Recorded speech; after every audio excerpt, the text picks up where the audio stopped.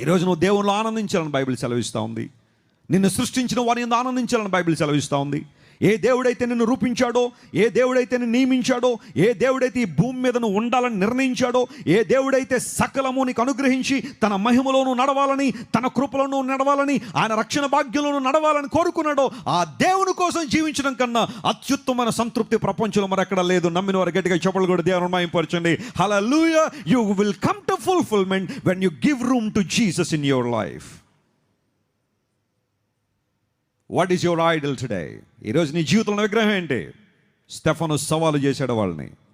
అందరూ బట్టి వాళ్ళ కోపం వచ్చింది. సరి చేసుకోవాల్సిన వారు, వాటిని తీసివేయడానికి ప్రయత్నం చేసిన వారు, స్టెఫను మేమేం చేయమంటావు చెప్పు. ఎస్, నువ్వు చెప్పింది నిజమే. మా చేతులతో చేసుకున్న వాటి యందు మేము ఉల్లసిస్తున్నాము, దేవునిలో ఆనందించడం మర్చిపోయాం. అది ఎలా అని అడుగుంటే బాగానే ఉండేది. కానీ they did not respond to the message of God in a right way. ఈరోజు నీ రెస్పాన్స్ ఏంటి?